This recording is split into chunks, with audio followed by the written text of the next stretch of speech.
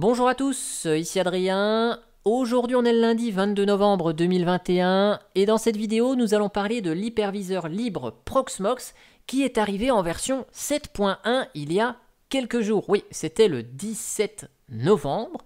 Alors Proxmox s'est installé depuis 3 semaines sur l'Intel NUC de la maison. J'ai fait l'installation en live sur cette chaîne. J'ai installé ça en version 7.0. J'ai mis à jour, nous sommes en version 7.1 et là on a des nouveautés assez intéressantes. On va dans cette vidéo se focaliser sur l'une d'entre elles, vous le voyez déjà dans le titre. Cependant, voici un petit récapitulatif de ce qu'il y a de nouveau. On est basé sur Debian, il y a une mise à jour mineure de Debian 11.1, bah là on en profite également. On a un noyau 5.13 qui nous est proposé, donc plus récent que le 5.10 de Debian et donc plus de matériel récent supporté, donc ça c'est top. Et tout l'écosystème de virtualisation, QEMU, LXC, les systèmes de fichiers partagés, distribués, tout ça c'est dans les dernières versions, donc ça c'est génial. La nouveauté sur laquelle on va se focaliser, c'est le support de Windows 11 avec la gestion de puces TPM. Bien sûr, vu que Windows 11 est supporté, la déclinaison serveur Windows Server 2022 sera supportée également, ça il n'y a pas de souci.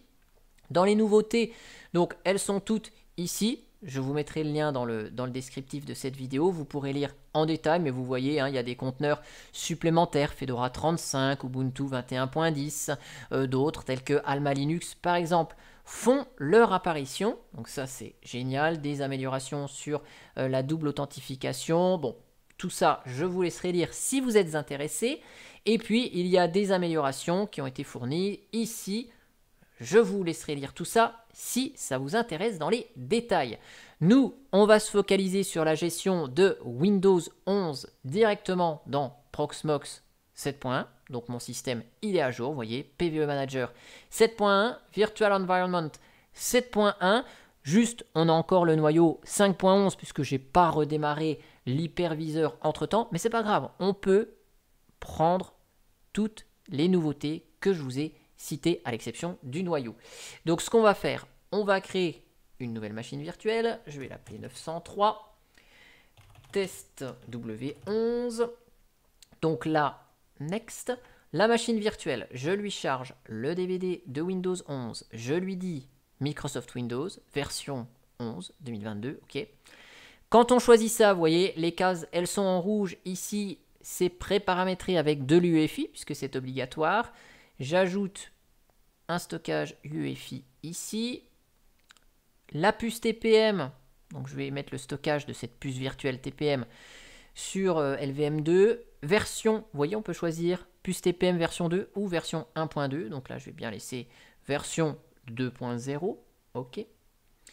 Au niveau des disques, donc on va mettre un disque ici de 120 Go. Je vais le mettre quand même en SATA.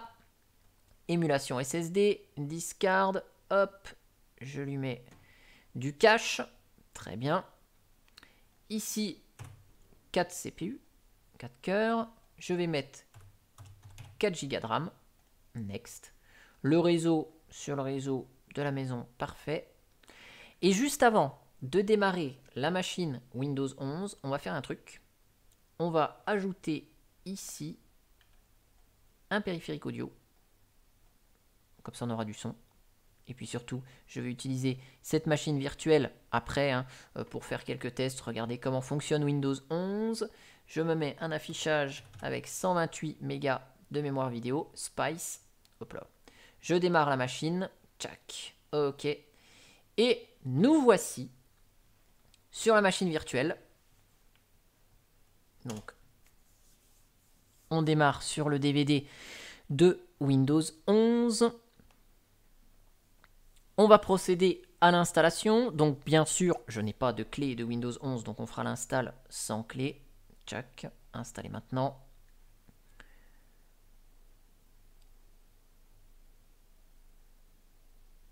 Donc ici, je n'ai pas de clé produit, vous voyez le curseur, il bouge un peu. Ce sera corrigé lorsqu'on installera les pilotes vidéo. Donc là, je prends Windows 11 professionnel. J'ai affaire qu'à ça dans mon métier, qu'à des versions pro. Donc là, j'accepte le contrat de licence. Suivant, je fais l'install. Si vous voulez installer des pilotes vidéo ou autre, on peut charger les pilotes là direct et aller chercher un lecteur CD ou etc. Donc là, c'est pas le cas ici. Moi, je reviens à cette étape-là. Et c'est parti. Je vous accélère l'installation de Windows 11. Il est 18h41. Je pense qu'en une dizaine de minutes, c'est plié.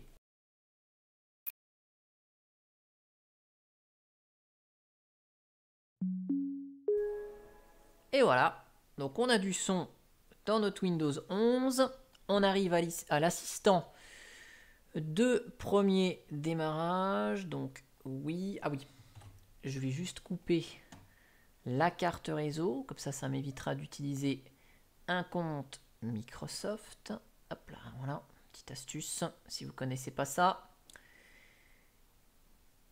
Donc ici, je n'ai pas Internet. Je continue donc avec l'installation limitée. C'est Adrien qui va utiliser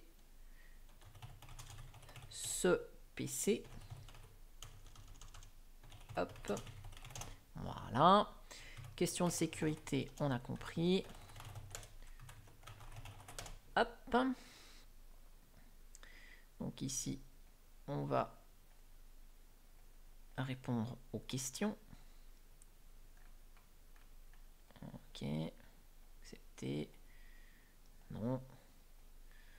Non. La petite cible, c'est le dernier. Et là, on va laisser l'assistant terminer le travail. Je vous accélère à nouveau. Et on installera juste les pilotes. Et tout devrait fonctionner avec succès.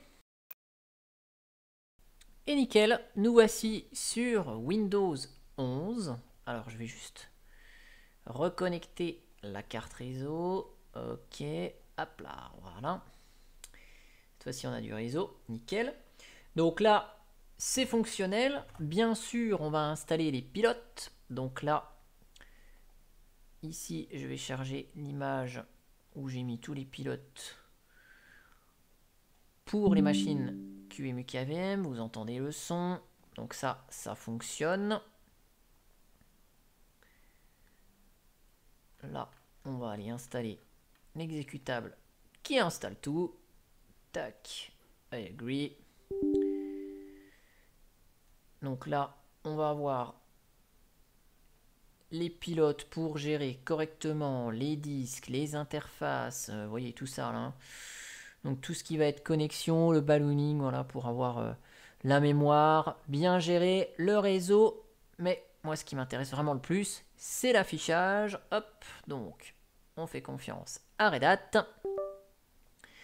Et vous allez voir que par magie, waouh, Spice Driver s'installe et génial.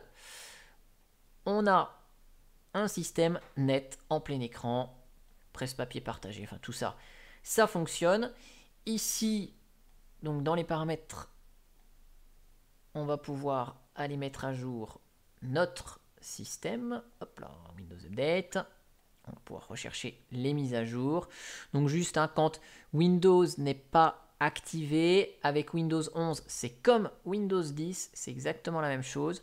Si vous voulez modifier la personnalisation, voilà, si on veut changer l'arrière-plan par exemple, bon bah hop, on peut pas, on doit activer Windows, mais pour faire des tests, c'est amplement suffisant. Ok, et dernière petite chose que je veux vous montrer, c'est la bonne prise en charge de la puce TPM grâce à l'outil tpm.msc.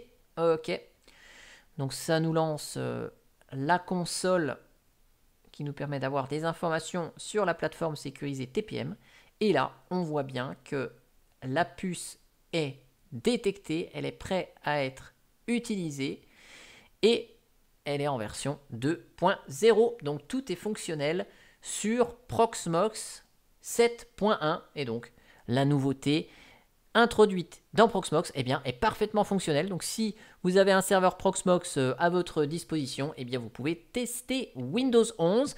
Et donc si ça fonctionne sur Proxmox, évidemment ça peut fonctionner avec n'importe quelle autre machine disposant de QEMU KVM, hein, si vous installez ça sur votre machine. Vous aurez probablement un peu plus de paramétrage à faire pour générer les images EFI et puces TPM virtuelles, mais en tout cas là on a une solution clé en main et c'est parfaitement fonctionnel. En tout cas, j'espère que cette vidéo vous aura plu et moi je vous dis à bientôt pour une prochaine vidéo. Ciao ciao.